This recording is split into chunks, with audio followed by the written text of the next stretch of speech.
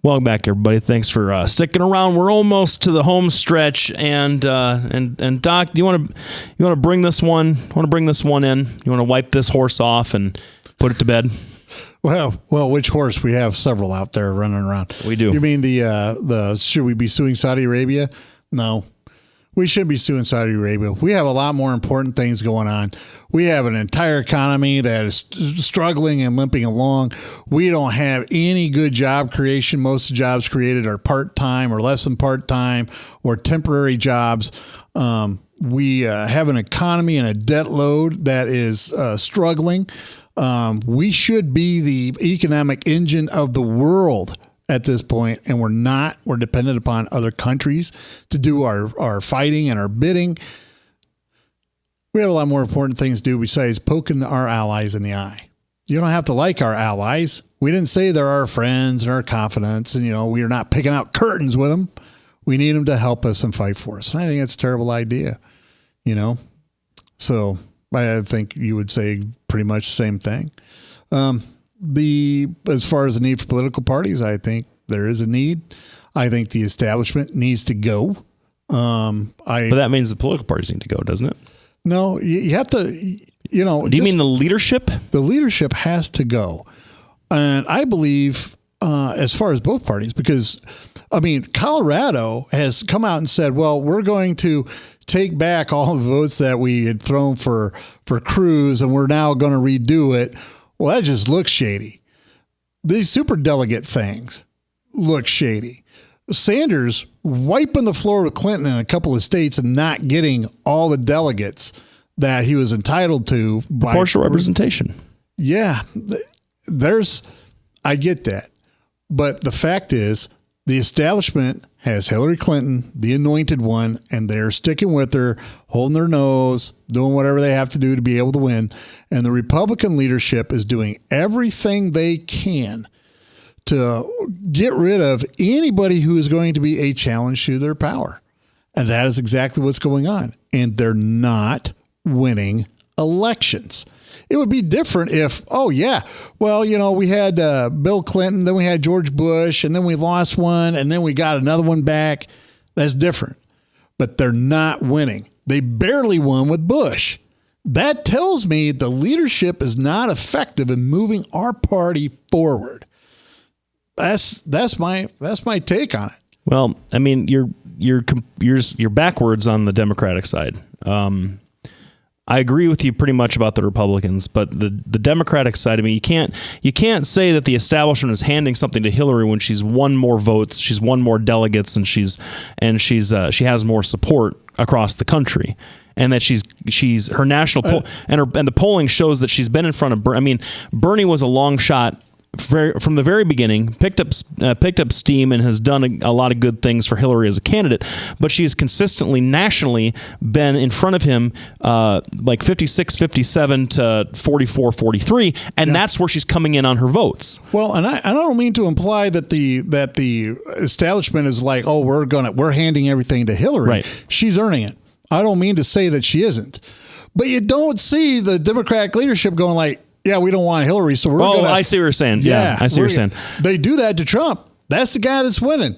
I don't care if he switched from Democrat to Republican. People do that all the time. But the bottom line is, here's the establishment going, well, hold on, this is a guy we can't control. We're going to get rid of him.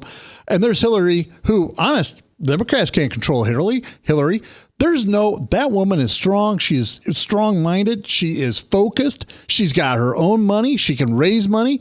The Democrats don't control her any more than the Republicans control Trump. But she's raising tons of money for the Democrats, so the Democrats like her. Here's the problem, though. And I would agree. Here's the problem that I see. So, and to give you guys a feather, you're dominating the states. You're dominating the localities. You're dominating the elections and the legislatures for 98% of the things that matter to people.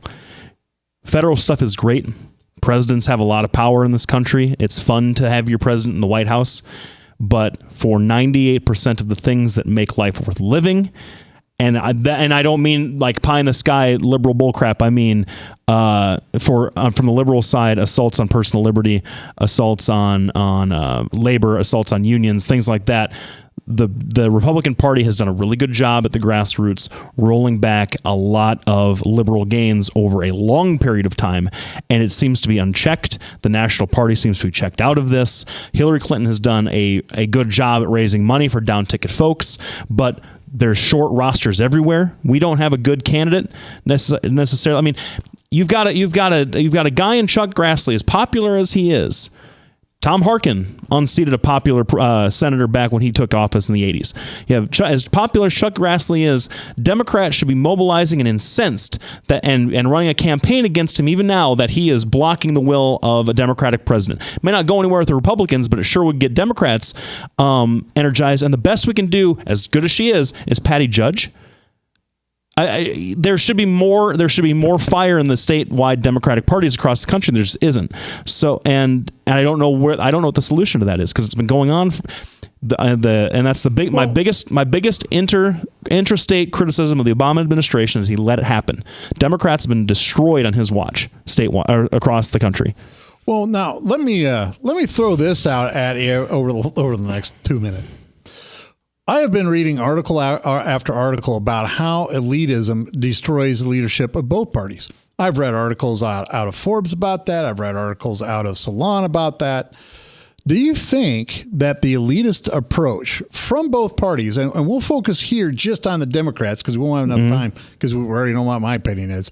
Do you think that elitist approach has what has led to the disintegration of the local Democratic parties and their power? No, I don't think so, because I think that if you're talking about whether or not sort of we know best because we're the philosopher kings and therefore you should follow us, whatever, I don't think that's an elitism problem. I think that's a message problem. I think that's your leadership not communicating to the rank and file that you need to have support you. The solution, though, unfortunately, seems to be burn the whole thing down. I don't think that's right either. I think we need better leaders who communicate the platform of the party to the base more effectively instead of cloistering themselves away from the people. I'm not saying the people should run the show ever. That's not how this country works. Political elites run the show, and we let them do it because we trust them. There's a breakdown in trust on both sides of there here. All right, I would agree 100% on that. The last question, you got 20 seconds. All right. As we know, Trump is gaining a lot of his support from the working class. The left makes a big deal out of uneducated, hicks, whatever else. What has happened to the support of the middle class outside of the unions with the Democrats? They feel forgotten. Once again, the Democratic Party hasn't done a good enough job in pointing out the very true fact that things like trade agreements and globalization has been a net benefit to folks, and they haven't done a good enough job of bringing the people, that the very real people who've been displaced by some of the economic progress and the world economy mobilization over the last 30 years back into the fold in a meaningful way. And dignity has been stripped from a lot of those folks. And this is a situation where the elite leadership hasn't listened to the people well enough or hasn't explained things well enough to the people, because we both agree that trade agreements, globalization has been a net benefit. But when you don't see that because you've been laid off from your really good paying blue collar job or whatever, or your manufacturing job, or even your teaching job, or whatever happens to be, you're not feeling that yourself, and that makes a lot of people disaffected. Yeah. Well, thanks everybody for tuning in. We'll be back next week. We'll be back right after next week. Thanks for tuning in. We couldn't do what we do without you. We'll be back next week with an even better show.